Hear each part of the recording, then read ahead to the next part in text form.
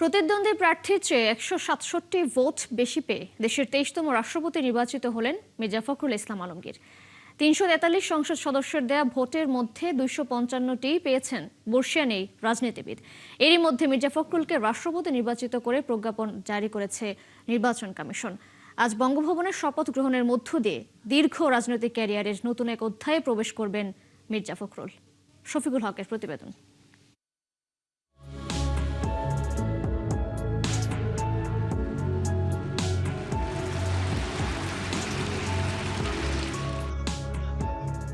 বৃহস্পতিবার সকাল থেকেই জাতীয় সংসদে অন্যরকম কর্মব্যস্ততা।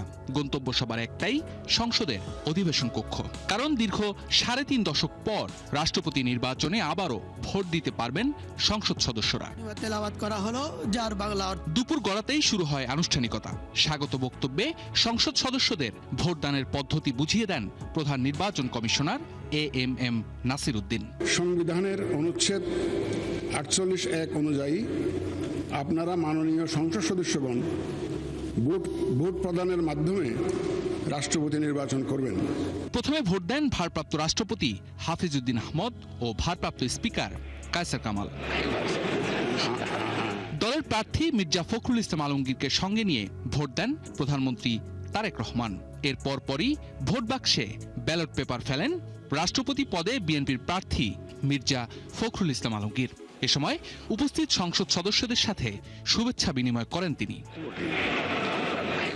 পরে সহকর্মীদের নিয়ে ভোট দেন বিরোধী দলের নেতা শফিকুর রহমান।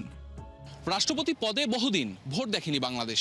তবে ২৪-এর অভ্যুত্থান পরবর্তী নতুন বাস্তবতায় সরকার এবং বিরোধী দলের সংসদ সদস্যদের স্বতঃস্ফূর্ত অংশগ্রহণের মধ্য দিয়ে অনুষ্ঠিত হলো সেই ভোট গ্রহণ।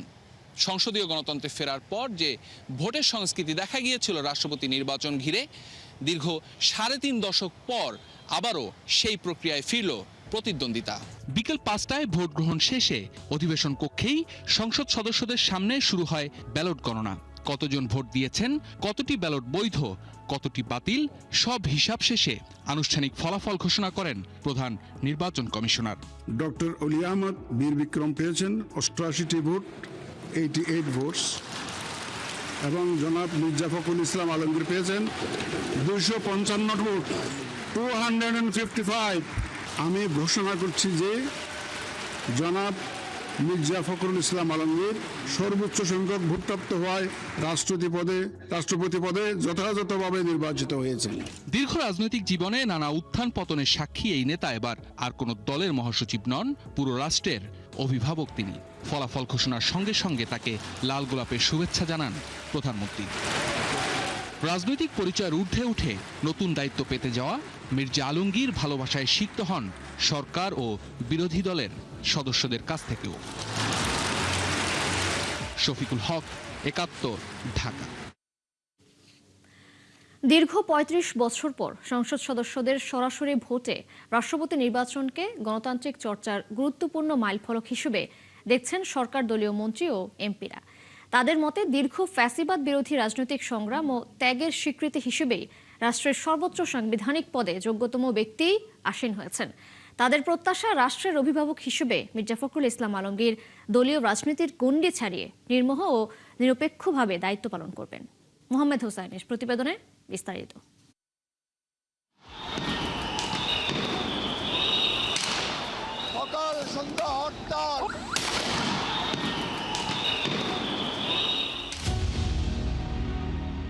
একজন রাজনীতিকের দীর্ঘ পথ চলা, ক্ষমতার সিঁড়ি বেয়ে নয় বরং প্রতিকূলতার দেয়াল পেরিয়ে। দুঃসময় দলের হাল ধরা, মামলা, কারাবরণ, আন্দোলন সংগ্রামের নেতৃত্বের কঠিন পরীক্ষায় অবিচল মির্জা ফখরুল ইসলাম আলমগীর। দীর্ঘ রাজনৈতিক জীবনের অভিজ্ঞতায় বিএনপি মহাসচিব থেকে এবার দেশের ২৩তম রাষ্ট্রপতি।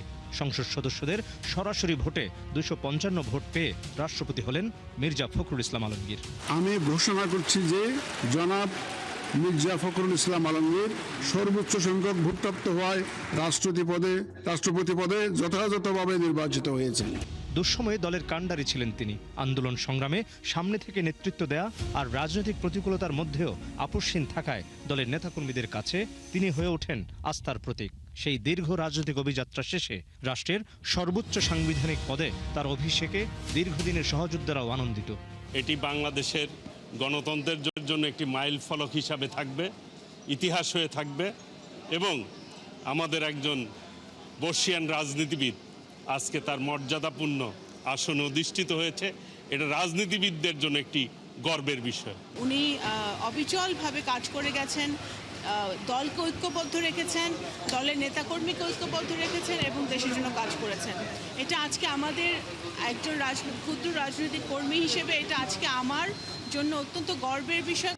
শুধু একজন দলীয় নেতা নন, সংসদ সদস্যদের প্রত্যাশা রাষ্ট্রপতির দায়িত্বে গিয়ে দলীয় পরিচয়ের ঊর্ধ্বে উঠে রাষ্ট্রের অভিভাবকের ভূমিকা পালন করবেন তিনি। উনি সারা বাংলাদেশের মানুষের কাছে একজন গ্রহণযোগ্য, সজ্জন এবং অত্যন্ত অমায়িক ব্যবহারের একজন মানুষ। রাষ্ট্র ওনার কাছ থেকে অনেক কিছু আশা করতে পারে। আগামী দিনের রাজনীতিতে বিরোধী দলের অংশগ্রহণ সহকারে গোটা সংসদের এই নির্বাচন প্রক্রিয়ায় যুক্ত থাকাটা আমাদের দেশের গণতান্ত্রিক প্রক্রিয়া, সাংবিধানিক প্রক্রিয়া, গণতান্ত্রিক সংস্কৃতিকে বেগবান করবে, শক্তিশালী করবে। সংবিধান, গণতন্ত্র ও রাষ্ট্রীয় প্রতিষ্ঠানকে সমুন্নত রেখে নির্মোহভাবে দায়িত্ব পালন করবেন এমন প্রত্যাশাই তাদের। বিরোধী দল নির্বাচিত রাষ্ট্রপতিকে অভিনন্দন জানিয়েছেন। বিরোধী দল থেকে যিনি নির্বাচনে অংশগ্রহণ করেছিলেন ডক্টর অলি আহমদ সাহেব, তিনিও নির্বাচিত প্রার্থীকে অভিনন্দন জানিয়েছেন। এটাই গণতন্ত্রের সৌন্দর্য, এটাই গণতন্ত্রের জন্য শুভ লক্ষণ। এই গণতান্ত্রিক ধারা যার জন্য আমরা লড়েছি, কষ্ট করেছি, জনগণ প্রাণ দিয়েছে, ত্যাগ স্বীকার করেছে, নির্যাতিত হয়েছে, এই ধারাকে আমরা অব্যাহত রাখতে হবে। যে গণতন্ত্রের জন্য আমরা সবাই মিলে লড়েছি, এটাকে অব্যাহত রাখতে হবে, গণতন্ত্রের সংস্কৃতি অব্যাহত রাখতে হবে। ৩৫ বছর পর সংসদ সদস্যদের সরাসরি ভোটে রাষ্ট্রপতি নির্বাচন। যদিও এই নির্বাচনের ফলাফল কী হবে তা অনেকটাই আগে থেকে স্পষ্ট। মির্জা ফখরুল ইসলাম আলমগীর দেশের ২৩তম রাষ্ট্রপতি পদে অধিষ্ঠিত হচ্ছেন। তবুও নির্বাচনী প্রক্রিয়া এবং গণতান্ত্রিক ধারাকে অব্যাহত রাখার ক্ষেত্রে এই নির্বাচনকে বিশেষভাবে গুরুত্ব দেওয়া হয়েছে। একজন ত্যাগী, পরীক্ষিত এবং দেশপ্রেমিক নেতা হিসেবে মির্জা ফখরুল ইসলাম আলমগীর তার দায়িত্ব যথাযথভাবে, নির্মোহভাবে এবং নিরপেক্ষতার সাথে পালন করবেন, এমনটাই প্রত্যাশা দলমত সকলের। মোহাম্মদ হুসাইন, ৭১, ঢাকা। গণতান্ত্রিক চর্চা অব্যাহত রাখতেই রাষ্ট্রপতি নির্বাচনে অংশ নিয়েছে বিরোধী দলীয় জোট। নির্বাচন নিয়ে এমনটাই প্রতিক্রিয়া জানিয়েছেন বিরোধী দলীয় উপনেতা সৈয়দ আব্দুল্লাহ মোহাম্মদ তাহের। একই সুর দলটির জোট সঙ্গী দল এনসিপিরও, যদিও তাদের দাবি ৭০ অনুচ্ছেদের মাধ্যমে মত প্রকাশের স্বাধীনতায় হস্তক্ষেপ করা হয়েছে। মোহন ইসলামের প্রতিবেদন। দীর্ঘ ৩৫ বছর পর বাংলাদেশের রাষ্ট্রপতি পদে নির্বাচন। সংবিধানের ৭০ অনুচ্ছেদের ফলে দল বা জোটের বাইরে গিয়ে ভোট দেওয়ার বিধান নেই। ফলে হেরে যাবেন জেনেও অবসরপ্রাপ্ত কর্নেল অলি আহমদকে প্রার্থী করে বিরোধী দল, এবং হয়েছেও তাই। ১৬৭ ভোটের ব্যবধানে অলি আহমদকে হারিয়ে জয়লাভ করেন বিএনপি মনোনীত মির্জা ফখরুল ইসলাম আলমগীর। হারবেন জেনেও ভোটে অংশ নেওয়ার কারণ জানান বিরোধী দলের সদস্যরা। একটা আনুষ্ঠানিকতা হলো, আমরা সেই আনুষ্ঠানিকতায় একটা গণতন্ত্রের আবহ থেকে আমরা অংশগ্রহণ করলাম। কিন্তু আমরা মনে করি যে অবশ্যই বাংলাদেশকে যদি সামনের দিকে আমাদের এগিয়ে নিয়ে যেতে হয়, তাহলে গণভোটের যে রায়, সে রায় অনুযায়ী সামনের দিনে জুলাই সনদের পরিপূর্ণ বাস্তবায়ন। যদি জুলাই সনদকে কার্যকর করা হতো, সেক্ষেত্রে সংসদ সদস্যরা সত্যিকার অর্থেই স্বাধীনভাবে গোপন ব্যালটের মাধ্যমে ভোট দিতে পারত। উপনেতা জানান, গণতান্ত্রিক চর্চাকে অব্যাহত রাখতে তারা এই নির্বাচনে অংশ নেন।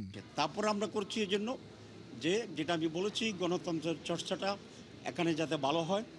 তো এটা একটা কারণ। ২ নম্বর কারণ হচ্ছে আমাদের হিউজ নাম্বার অফ বিরোধী দলের সদস্য আছে, ইট ইজ অ্যারাউন্ড 90। সুতরাং সেখানে একটি নির্বাচনে অংশগ্রহণ করার মতো একটা সুযোগ যেহেতু আছে এবং এটা পটেনশিয়াল একটা অপরচুনিটি ছিল, সেই জন্য আমরা নির্বাচনে অংশগ্রহণ করেছি। নতুন রাষ্ট্রপতি সবাইকে নিয়েই কাজ করবেন, এমনই প্রত্যাশা বিরোধী জোটের। আমরা আশা করি উনি প্রেসিডেন্টের শপথ গ্রহণ করার পর থেকেই একজন নিরপেক্ষ ব্যক্তিতে রূপান্তরিত হবেন। মোহন ইসলাম, ৭১, ঢাকা। ৩৫ বছর পর রাষ্ট্রপতি নির্বাচন দেখল বাংলাদেশ। সৌহার্দ্যপূর্ণ উৎসব মুখর পরিবেশে হয়েছে ভোট গ্রহণ। তবে সংবিধানের ৭০ অনুচ্ছেদের কারণে দলের সিদ্ধান্তের বাইরে যেতে পারেননি সংসদ সদস্যরা। এ নিয়ে দিনভর পাল্টাপাল্টি যুক্তি তুলে ধরেন সরকার ও বিরোধী দলের সদস্যরা। অবশ্য সংবিধান সংশোধন কমিটির সভাপতি সালাউদ্দিন আহমেদের ইঙ্গিত, সামনের দিনে রাষ্ট্রপতি নির্বাচনে অবাধে ভোট দিতে পারবেন সংসদ সদস্যরা। ফারজানা আক্তারের প্রতিবেদন। 1991 সালের পর প্রথমবারের মতো অনুষ্ঠিত হলো রাষ্ট্রপতি নির্বাচন। উচ্চ মুখর পরিবেশে হয়েছে ভোট গ্রহণ। দুপুর 2টায় একে একে ভোট দেন ভারপ্রাপ্ত রাষ্ট্রপতি, স্পিকার, প্রধানমন্ত্রী ও বিরোধী দলীয় নেতারা। সরকারি দল বিএনপি সংসদে 2/3 আসনের অধিকারী, তাই ফলাফল ছিল অনেকটাই অনুমেয়। স্বতন্ত্র আর ইসলামী আন্দোলনের সংসদ সদস্যরা কোন প্রার্থীকে ভোট দেয় সেটি ছিল দেখার বিষয়। ভোট বয়কট করেছে ইসলামী আন্দোলন, তবে স্বতন্ত্রদের ভোট গেছে মির্জা ফখরুল ইসলামের বাক্সেই। জুলাই অভ্যুত্থানের পর জাতির সনদ প্রণয়ন করে অন্তর্বর্তী সরকার। এতে সংবিধানের 70 অনুচ্ছেদের সংশোধনের সুপারিশ ছিল। রাষ্ট্রপতি নির্বাচনে এই অনুচ্ছেদের ফলেই একচেটিয়া ভোট পেলেন প্রাজ্ঞ রাজনীতিবিদ মির্জা ফখরুলই। তাই দিনভর 70 অনুচ্ছেদ অনুযায়ী দলের সিদ্ধান্তের বাইরে সংসদ সদস্যদের ভোট না দেওয়ার বিধান নিয়ে চলে সরকারি ও বিরোধী দলের পরস্পর বিরোধী বক্তব্য। 70 অনুচ্ছেদ সংস্কার হবে, এটাও কিন্তু সকলের প্রত্যাশা ছিল, ঐক্যমত ছিল, এবং সংসদে এটা বৈঠক হচ্ছে, এটা অধিবেশন না, এটা মাননীয় স্পিকার এটাকে সভাপতিত্ব করছেন না, ফলে সেইখানে 70 অনুচ্ছেদও এখানে কার্যকর হওয়ার কথা না। তারা নির্বাচনের পর থেকেই বলে আসছিল যে অক্ষরে অক্ষরে তারা জুলাই সনদ বাস্তবায়ন করবে। তাহলে তারা বলতেছে মুখে এই কথা, কিন্তু তারা দেখেন প্রত্যেকটা কাজ করতেছে আগের ধারাবাহিকতায়। দলের সিদ্ধান্তের বাইরে কোনো ভোট দিতে পারবেন না। আর আর্টিকেল 70-এর খ আপনারা সেটা দেখবেন, দেখে আপনার এরপরে এই অনুযায়ী সিদ্ধান্ত হবে, এটা সংবিধান অনুযায়ী সিদ্ধান্ত হবে। অবশ্য এই সংসদেই সংবিধান সংস্কারের কমিটি করেছে সরকারি দল বিএনপি। সেই কমিটির সভাপতি ইঙ্গিত দিলেন, ভবিষ্যতে রাষ্ট্রপতি নির্বাচনে অবাধে ভোট দিতে পারবেন সংসদ সদস্যরা। ভবিষ্যতে যে সংবিধানের সংশোধনী আসবে, 70 ধারাতেও পরিবর্তন আসবে। সবাই মনে করে 70 অনুচ্ছেদে এই দুইটা বিষয়ে সংসদ সদস্যদের স্বাধীনতা থাকবে না। অন্য দুইটা বিষয় সংবিধান সংশোধনী সংক্রান্ত বিলে, এবং যদি কোনো সময় যুদ্ধ পরিস্থিতি হয় সেই সময় এই দুইটার সময়ে দলের বাইরে ভোট দিতে পারবে কি পারবে না, এই বিষয়ে বিএনপির পক্ষ থেকে আমাদের নোট অফ ডিসেন্ট আছে যে এই দুইটা বিষয়েও সংসদ সদস্যরা দলের মতামত অনুসারে ভোট দেবেন। রাষ্ট্রপতি নির্বাচনে অংশ নেওয়ায় বিরোধী দলকে স্বাগত জানিয়েছে ক্ষমতাসীন দল। দীর্ঘ 35 বছর পর রাষ্ট্রপতি নির্বাচনে প্রার্থী দিল বিরোধী দল। জামাত বলছে 70 অনুচ্ছেদ অনুযায়ী ভোট করে গণঅভ্যুত্থানের আকাঙ্ক্ষা বা সংস্কারের প্রত্যাশা কোনোটি পূরণ করতে পারেনি সরকারি দল। আর ক্ষমতাসীন দল বলছে দেশের সর্বোচ্চ আইন অনুযায়ী হয়েছে এ নির্বাচন। ফারজানা আক্তার, 71, সংসদ ভবন, ঢাকা। মির্জা ফখরুল ইসলাম আলমগীর দেশের 23তম রাষ্ট্রপতি নির্বাচিত হওয়ার খবরে আনন্দ উচ্ছ্বাসে ভাসছে তার জন্মভূমি ঠাকুরগাঁয়ের মানুষ। সরকারের প্রতি কৃতজ্ঞতা জানিয়েছেন জেলা বিএনপির নেতাকর্মী ও স্থানীয়রা। করেছেন আনন্দ র্যালি ও মিষ্টি বিতরণ। তানভীর হাসান তানুর তথ্য ছবিতে প্রতিবেদন। ঠাকুরগাঁয়ের মাটির সঙ্গে মির্জা ফখরুল ইসলাম আলমগীরের সম্পর্কটা শুধু রাজনীতির নয়, শেকড়ের। সেই শেকড়ের মানুষ যখন দেশের সর্বোচ্চ সাংবিধানিক পদে বসার যোগ্যতা অর্জন করেছে, তখন আনন্দটা যেন ছুঁয়ে যাচ্ছে ঠাকুরগাঁয়ের প্রতিটি প্রান্তে। মির্জা ফখরুল রাষ্ট্রপতি নির্বাচিত হওয়ার খবরে একে অপরকে খাওয়ান মিষ্টি, জানান শুভেচ্ছা, আবার কেউ ফিরে যান স্মৃতির পাতায়। নতুন রাষ্ট্রপতির হাত ধরে অবহেলিত ঠাকুরগাঁয়ে এবার উন্নয়নের ছোঁয়া লাগবে বলে আশা স্থানীয়দের। আমরা ঠাকুরগাঁয়ের মতন একটা দিয়ার মধ্যে রাষ্ট্রপতি পাইছি, এটাই অনেক, এটা আমাদের জন্য গর্বের বিষয়।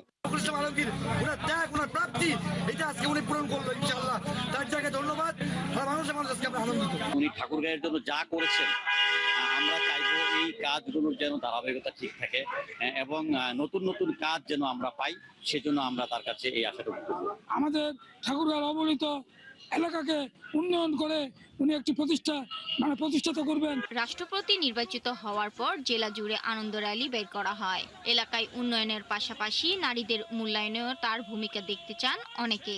তো ওনার উন্নতি মানে হচ্ছে ঠাকুরগাঁওয়ের উন্নতি, এবং ওনার একটা অ্যাচিভমেন্ট, ওনার সম্মান মানে ঠাকুরগাঁওয়ের সম্মান। ঠাকুরগাঁও উন্নয়ন বঞ্চিত ঠাকুরগাঁও ছিল, সেই উন্নয়ন বঞ্চিত ঠাকুরগাঁওকে অন্ধকার থেকে আলোকিত করবার জন্য ওনার প্রতি অনেকাংশে কিন্তু দায়িত্ব বেড়ে গেল। ঠাকুরগাঁয়ের এই নেতা রাষ্ট্রের অভিভাবক হওয়ায় নতুন প্রত্যাশায় বুক বাঁধছে পুরো জনপদ। শাকিলা সিথি, ৭১। কলকাতার হোটেলে আগুনে নিহত ৭ বাংলাদেশির মরদেহ ময়নাতদন্ত শেষ হয়েছে। ২২ আগস্টের মধ্যে মরদেহগুলো দেশে পাঠানো হবে বলে জানিয়েছে বাংলাদেশ হাই কমিশন। এই ঘটনায় হোটেলের এক পরিচালককে গ্রেপ্তার করেছে পুলিশ। এছাড়াও জিজ্ঞাসাবাদের জন্য আটক করা হয়েছে আরও 2 জনকে। তবে এখনও হদিস মেলেনি হোটেল মালিকের। এই ঘটনায় নিজেদের নিরাপত্তা নিয়ে উৎকণ্ঠায় বাংলাদেশি পর্যটকরা। কলকাতা থেকে সত্যজিৎ চক্রবর্তীর পাঠানো তথ্য ছবিতে সৃষ্টি ঘটকের রিপোর্ট। কলকাতার নিউ মার্কেটের মির্জা গালিব স্ট্রিটের হোটেল শিখা ইনে আগুন লেগে প্রাণহানির পর নড়ে চড়ে বসেছে পশ্চিমবঙ্গ সরকার। কলকাতা ছাড়াও রাজ্যটির বিভিন্ন জেলার আবাসিক হোটেলগুলোর নিরাপত্তা খতিয়ে দেখতে মাঠে নেমেছে পুলিশ ও দমকল কর্মকর্তারা। বৃহস্পতিবারই কলকাতার মেডিকেল কলেজের মর্গে মৃত 9 জনের ময়নাতদন্তের প্রক্রিয়া সম্পন্ন হয়েছে। যদিও এদিন 2 জন ভারতীয় নাগরিকের শবদেহ তাদের পরিবারের হাতে তুলে দেয়া হলেও 7 বাংলাদেশি নাগরিকের শবদেহ এখন পর্যন্ত মর্গেই সংরক্ষিত রয়েছে। কলকাতার বাংলাদেশ ডেপুটি হাই কমিশন জানিয়েছে, আগামী 22 আগস্টের মধ্যে বাংলাদেশি নাগরিকদের শবদেহগুলোকে দেশে ফেরত পাঠানো হবে। এই দুর্ঘটনার পর কলকাতায় থাকা বাংলাদেশি পর্যটকরা নিরাপত্তা নিয়ে উদ্বেগের মধ্যে রয়েছেন, আতঙ্কে আছেন দেশে থাকা তাদের পরিবারও। এরই মধ্যে বহু পর্যটক হোটেল পরিবর্তন করে নিরাপদ আশ্রয়ে গেছেন। খুব খারাপ লাগতেছে ভাই, আমার বাংলাদেশি ভাই ওই চিকিৎসার জন্য আসছে চিকিৎসার জন্য বাঁচার জন্য গেল, ওটা জালে পুড়ে গেল, একটা খারাপ লাগবে না? হোটেলগুলোর অবস্থা নোংরা অনেক, মানে আগুন টাগুন লাগলে বেরোবার ব্যবস্থা না আগুন টাগুন লাগলে ওখানে মোয়া হয়ে যাবেন, যেখানে আছে ওখানে মোয়া হয়ে যাবেন। আমরা তো আসছি ট্রিটমেন্টের জন্য না, আমাদেরকে তারা তো ভিসা দিয়েছে, আমাদেরকে আমন্ত্রণ জানিয়েছে আসার জন্য। তারা যদি আমাদেরকে ভালো মতো না দেখে তাহলে তো আমাদের এখানে এসে কোনো লাভ নাই। বুধবার ভোররাতে আগুনের এই ঘটনায় আবু জাফর নামে এক ব্যক্তিকে গ্রেপ্তার করা হয়েছে। এছাড়া 2 জনকে জিজ্ঞাসাবাদের জন্য আটক করা হলেও তাদের নাম পরিচয় প্রকাশ করা হয়নি। তবে হোটেলটির মালিক বীরেশ্বর মিত্রের এখনো কোনো সন্ধান পায়নি পুলিশ। সৃষ্টি ঘটক, ৭১। কলকাতায় হোটেলে আগুনের ঘটনায় বাংলাদেশি নিহতের ঘটনায় দুঃখ প্রকাশ করেছেন ভারতীয় হাই কমিশনার দীনেশ ত্রিবেদী। সচিবালয়ে স্বাস্থ্যমন্ত্রীর সাথে সৌজন্য সাক্ষাৎ শেষে বৃহস্পতিবার একথা বলেন তিনি। এ সময় হাই কমিশনার সেই ঘটনায় গাফিলতি বা তদন্তের বিষয়ে কোনো মন্তব্য করেনি। তবে ভুক্তভোগীদের যা যা প্রয়োজন তা নিশ্চিত করা হবে বলে জানিয়েছে দীনেশ ত্রিবেদী। অন্য এক প্রশ্নের জবাবে স্বাস্থ্যমন্ত্রী সর্দার মোহাম্মদ সাখাওয়াত হোসেন জানান, প্রধানমন্ত্রীকে ভারত সফরে আবারও আমন্ত্রণ জানিয়েছেন ভারতীয় হাই কমিশনার। তবে সফরের অনুকূলে পরিবেশ আছে কি নেই তা নিয়ে আলোচনা হয়নি। প্রীতি ভালোবাসা আর আজকে একটা কার্সি কল ছিল, যা হয় আর বেশি কিছু হয় না। জাস্ট কার্সি, খুব ভালো লাগলো। আর যা আগে বলি, এমনি লাগলো যে অনেক দিন থেকে ওনার চেনাশোনা আছে আর খুব ভালো লাগলো। সবাইকে আমার শুভেচ্ছা, প্রীতি, ভালোবাসা। একটা অ্যাক্সিডেন্ট হয়েছে কলকাতাতে, আমরা দেখতে পেয়েছি।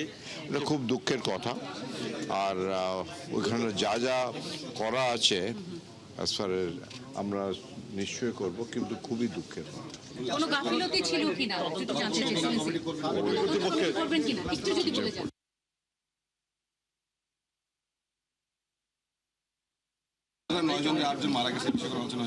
কোন আলোচনা হয় না, আমি এটা উঠাই নেই সঙ্গত কারণে। আমার তো এটা করার দরকার পড়ে না এবং সম্পূর্ণই কাটিয়েছে, নাথিং এলস। আমাদের প্রাইম মিনিস্টারকে দাওয়াত দিয়েছেন, এটাই শুধু বলেছেন। আপনাকে ওটা জানিয়েছেন? ওটাই বলেছেন যে আমরা ওনাকে দাওয়াত দিই, আর এক্সপেক্টিং এইটুকু বলেছেন। অনুকূল পরিবেশের বিষয়ে কি আজকে কিচ্ছু আলাপনে আমি উত্থাপন, it is the matter of our foreign minister. তীব্র গ্যাস সংকটের কারণে নারায়ণগঞ্জের ৩০০ শতাধিক পোশাক কারখানা বন্ধ হয়ে গেছে। শিল্প উদ্যোক্তারা বলছেন, দিনের পর দিন গ্যাস সংকটের কারণে কারখানা বন্ধ করে দিতে হচ্ছে। বিকেএমই এর হিসেবে প্রায় $1 বিলিয়ন ক্ষতির মুখে পড়েছে গার্মেন্টস শিল্প। হাবিবুর রহমানের তথ্য ছবিতে প্রতিবেদন। নারায়ণগঞ্জের শিল্পাঞ্চলে প্রায় 3 সপ্তাহ ধরে গ্যাস সরবরাহের তীব্র সংকট চলছে। এরই মধ্যে টানা 6 দিন সম্পূর্ণ বন্ধ ছিল সরবরাহ। শিল্প উদ্যোক্তারা বলছেন, এখন তাদের উদ্বেগ বিদেশি ক্রেতাদের নিয়ে, কারণ গ্যাসের কারণে উৎপাদন বন্ধ রাখতে হচ্ছে, যে কারণে সময় মতো পণ্য সরবরাহ করতে না পারার শঙ্কা দেখা দিয়েছে। বিকেএমইএ বলছে এরই মধ্যে ৩০০ এর বেশি গার্মেন্টস বন্ধ করে দেয়া হয়েছে। একটি শিল্প গ্রুপের চেয়ারম্যান জানান, দ্রুত গ্যাস সরবরাহ স্বাভাবিক না হলে সারা দেশের শিল্প উৎপাদনে এর নেতিবাচক প্রভাব পড়বে। সেই ২১ দিন গ্যাস না থাকার কারণে দেশ যে কি ক্ষতি হয়েছে ৫ বছরে এই ক্ষতি পোষানো সম্ভব না, কারণ আমাদের বিলিয়ন বিলিয়ন ডলার সব নষ্ট হয়ে গিয়েছে। ব্যবসায়ীরা আরও জানান, গ্যাস সংকট এখন আর শুধু উৎপাদন বন্ধের সমস্যা নয়, বাংলাদেশে শিল্পের আগামী দিনগুলো কেমন চলবে সেটাও নির্ভর করছে কতদিনে এই সমস্যার সমাধান হবে তার উপর। যে অবস্থাটা চলতেছে এটা যদি চলমান থাকে এবং এটা যদি উত্তরণ অতি শীঘ্র না হয়, তাহলে হয়তো আমার বায়ারও আমার প্রতি সে ইম্প্যাক্ট করতে পারে। প্রত্যেকটা বায়ারই আমাকে যখন অর্ডারটা দেয় একটা স্কেডিউল করে দেয় এবং আমাদের ওই স্কেডিউল অনুযায়ী আমরা টিএনএ করি যে আজকে এত পিস, কালকে এত পিস, ডে আফটার টুমরো আবার এত পিস করব। কিন্তু আমরা যে এই ৬ দিনের প্রোডাকশনটা আমরা আর মেকআপ করতে পারবো না। এই গত প্রায় ২০-২৫ দিন যে সংকট আমরা দেখলাম, আমার এই ৩৮-৪০ বছরের গার্মেন্টসের ইতিহাসে এত বড় সংকট গ্যাসের আমরা কখনোই ফেস করি নাই। নারায়ণগঞ্জের ফতুল্লা বেসিক শিল্পাঞ্চলের সভাপতির দেয়া তথ্য মতে এখানে ৩৫৪টি নিটিং কারখানা রয়েছে, এর মধ্যে ৫৬টি বন্ধ হয়ে গেছে। নারায়ণগঞ্জ শিল্প পুলিশের হিসাব বলছে জেলায় ১৫৩৩টি বড় শিল্প প্রতিষ্ঠান রয়েছে, আর কলকারখানা সহ অধিদপ্তরের আওতায় ছোট শিল্প কারখানা রয়েছে ২৭২৭টি। শান্তা ইসলাম, ৭১। দর্শক, চলছে সংবাদ সংযোগ। সরাসরি সংবাদ অনুষ্ঠান দেখতে চোখ রাখুন ৭১-এর ফেসবুক পেজে এবং সাবস্ক্রাইব করুন ৭১-এর ইউটিউব চ্যানেল। থাকুন ৭১-এর সাথেই।